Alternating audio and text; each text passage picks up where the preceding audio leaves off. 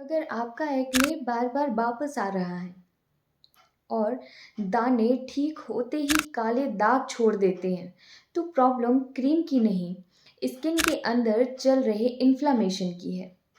नमस्कार, मैं हूं डॉक्टर मेघा ताम्रकार और आज मैं आपको एक्ने वल्गैरिस का रियल साइंटिफिक रीज़न समझाऊंगी।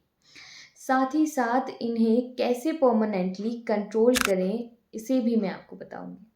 ये वीडियो एंड तक देखिएगा, वरना आप सिर्फ एक्ने दबाकर रह जाओगे और साथ ही साथ एक एक्ने स्कार्स भी बढ़ते रहेंगे। हम बात करेंगे एक्ने वल्गैरिस के बारे में, जो सिर्फ एक कॉस्मेटिक प्रॉब्लम नहीं है बल्कि एक इन्फ्लामेटरी स्किन डिसऑर्डर है।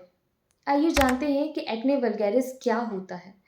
एक्ने वल्गैरिस एक क्रॉनिक इन्फ्लामेटरी डिसीज़ है जो पाइलोसेवेशियस यूनिट, मतलब कि हेयर फॉलिकल और सेवेशियस ग्लैंड जहाँ पे होती हैं वहाँ पे ये अफेक्ट करता है। बॉडी के कुछ पार्ट्स हैं जहाँ पे ये ज़्यादा अफेक्ट करता है, जैसे कि face, chest, back and both off shoulders. करते हैं इसकी कुछ इंटरनल कॉजेज़ के बारे में, कुछ ऐसे कारण जिनकी वजह से एक्ने वल्गैरिस होते हैं। नंबर 1 पे आता है इंक्रीज सीबम प्रोडक्शन। प्यूबर्टी के दौरान एंड्रोजन हार्मोन्स बढ़ता है जिससे कि ऑयल ग्लैंड्स ज़्यादा एक्टिव हो जाती हैं। फॉलिक दूसरा कारण होता है हमारा follicular blockage. Dead skin cells plus oil मिलकर पोर्स को ब्लॉक कर देते हैं। तीसरा कारण है हमारा bacterial growth. Cutibacterium acne bacteria blocked pores में मल्टीप्लाई करता रहता है। चौथा कारण है हमारा इन्फ्लामेशन होना। बॉडी इम्यून रिस्पॉन्स देती है, जैसे कि रेडनेस, स्वेलिंग या फिर पेन होना। कुछ इंटरनल कॉजेज़ भी हैं, वो भी हम जान लेते हैं, जैसे कि PCOS, hormonal imbalance, stress, high glycemic diet intake करना, डेयरी प्रोडक्ट का एक्सेसिव यूज़ करना या फिर ऑयली कॉस्मेटिक का एक्सेसिव यूज़ कर लेना। बात करेंगे कुछ पैथोलॉजिकल चेंजेस के बारे में, जिसे मैं स्टेप वाइज आपको समझाऊंगी। नंबर 1 पे आता है सेबेशियस ग्लैंड हाइपरट्रॉफी होना। प्यूबर्टी के दौरान हार्मोनल इम्बैलेंस हो जाती हैं जिसकी वजह से सेबेशियस ग्लैंड बड़ी होने लगती है। एक्सेसिव ऑयल का प्रोड्यूस होने लगता है। जब हार्मोन्स ज़्यादा एक्टिव हो जाते हैं तो स्किन की ऑयल ग्लैंड्स बड़ी हो जाती हैं और एक्स्ट्रा ऑयल बनाना स्टार्ट कर देती हैं। यही एक्ने की पहली सीढ़ी होती है। नंबर 2 पे आता है हाइपर कैरेक्टराइजेशन, मतलब कि डेड सेल्स का जमा हो जाना।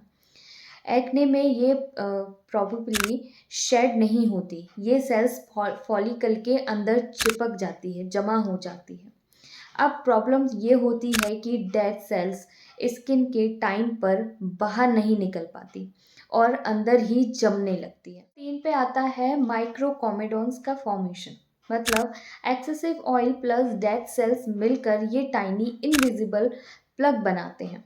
इसको कहते हैं माइक्रोकॉमेडोन। ये एक्ने की स्टार्टिंग स्टेज होती है। ये ऑयल और डेड सेल्स मिलकर एक छोटा सा इनविजिबल ब्लॉकेज बनाते हैं, जिसे हम माइक्रोकॉमेडोन कहते हैं। नंबर 4 पे आता है क्लोज्ड कॉमेडोन, मतलब वाइट हेड्स होना। जब पोर ऊपर से बंद रहता है और अंदर से वाइट बम्प दिखता है, ये है वाइट हेड्स। जब ये ब्लॉकेज स्किन के अंदर ही बंद हो जाता है, तब बनता है एक वाइट हेड। नंबर 5 पे आता है ओपन कॉमेडोन्स, मतलब ब्लैक हेड्स होना। पोर्स ओपन रहते हैं, जैसे कि सीवम एयर के कांटेक्ट में आकर ऑक्सीडाइज होता है, इसीलिए ये ब्लैक कलर का दिखता है। ब्लैक हेड्स गंदा होने से नहीं, बल्कि ऑयल हवा के कांटेक्ट में आकर ऑक्सीडाइज हो जाता है। नंबर 6 पे आता है पैप्यूल्स। ये बैक्टीरिया, जैसे कि क्यूटी बैक्टीरियम एक्ने होते हैं, ये मल्टीप्लाई होते रहते हैं। अब बैक्टीरिया ग्रो करता है अंदर ही अंदर और बॉडी उनसे लड़ती है और रेड पेनफुल दाने बनते जाते हैं इससे। पस्चुलर एक्ने, इसमें इन्फ्लामेशन ज़्यादा होता है, जैसे कि पस फॉर्मेशन, इसमें येलो या फिर वाइट कलर की टिप आपको देखने मिल सकती है। जब इन्फ्लामेशन और ज़्यादा बढ़ता है तो पस बाहर आ जाती है, इसे कहते हैं पस्चुलर। अब बात करते हैं नंबर 8 की, जिसमें नोड्यूलर या फिर सिस्टिक एक्ने होते हैं। ये डीप इन्फ्लेम्ड होते हैं। ये सबसे डेंजरस स्टेज होती है डीप इन्फ्लेमेशन, जो नोड्यूल्स या फिर सिस्ट बना देती है। नंबर 9 पे आता है deep inflammation, collagen damage, scars और हाइपर पिगमेंटेशन का होना। इसमें क्रॉनिक इन्फ्लेमेशन होता है, कॉलेजन ब्रेकडाउन होने लगता है। इसमें आपको चाहिए कि जब इन्फ्लामेशन डीप होता है तो कॉलेजन टूटने लगता है, जिससे कि एक्ने सिर्फ दाने नहीं रहते, परमानेंट स्कार्स और पिगमेंटेशन जैसे कि दाग धब्बे छोड़ देता है। एक्ने सिर्फ ऊपर से दिखने वाली प्रॉब्लम नहीं है, ये एक कंप्लीट इन्फ्लामेटरी प्रोसेस होती है। सेबेशियस ग्लैंड से शुरू होता है और कॉलेजन डैमेज तक पहुंच सकता है। ये समझते हैं कि ये एक्ने स्पॉट्स बनते कैसे हैं। मेडिकल लैंग्वेज में PIH से इसे डिनोट किया जाता है, मतलब पोस्ट इन्फ्लामेटरी हाइपर पिगमेंटेशन। इसे मैं साइंटिफिकली तरीके से आपको अच्छे से बताती हूँ। स्टेप 1 में इसमें आता है कि इन्फ्लामेशन हो जाता है जब आपको एक्ने, पैप्यूज, पस्ट्यूल्स या फिर सिस्टिक एक्ने होते हैं, तो ये स्किन के अंदर इन्फ्लामेटरी केमिकल रिलीज करते हैं, जैसे कि साइटोकाइनेज और प्रोस्टाग्लैंडाइन। ये केमिकल्स स्किन को इरिटेट करते हैं। जब एक्ने के अंदर सूजन होती है तो स्किन के अंदर इन्फ्लामेटरी केमिकल रिलीज होने लगते हैं। केमिकल रिएक्शन के बाद अब ये मेलानोसाइट्स ओवर रिएक्ट हो जाते हैं। स्किन का बेसल लेयर में मेलानोसाइट्स होते हैं, इनका काम होता है मेलानिन बनाना, मतलब का स्किन का कलर, है ना। इन्फ्लामेशन के बाद स्किन के pigment cell melanocytes overreact हो जाते हैं और नॉर्मल से ज़्यादा मेलानिन बनाना स्टार्ट कर देते हैं। ये मेलानिन डीप डिपॉजिट होने लगते हैं। एक्स्ट्रा मेलानिन जैसे कि इपिडर्मिस या डर्मिस लेयर में डिपॉजिट होने लगता है। ये एक्स्ट्रा मेलानिन जहाँ जमा होता है वहाँ डार्क ब्राउन या फिर ब्लूइश स्पॉट बन जाते हैं। इसी को कहते हैं PIH, मतलब पोस्ट इन्फ्लामेटरी हाइपर पिगमेंटेशन। ये स्कार्स नहीं है, ये परमानेंट डैमेज नहीं है, ये पिगमेंट ओवर प्रोडक्शन है। लेकिन अगर एक्ने को स्क्वीज करें, इन्फ्लामेशन और ज़्यादा बढ़ेगी, PIH और डार्क होने लगेगा। एक्ने को दबाने से सिर्फ पस नहीं निकलती, फ्यूचर का परमानेंट डार्क स्पॉट भी निकल आता है। अब जानेंगे कि इंडियन स्किन में ये ज़्यादा क्यों होता है। इंडियन स्किन ब्राउन स्किन होती है, मेलानोसाइट्स नेचुरली एक्टिव होते हैं इसमें, इसीलिए PIH का रिस्क भी ज़्यादा होता है।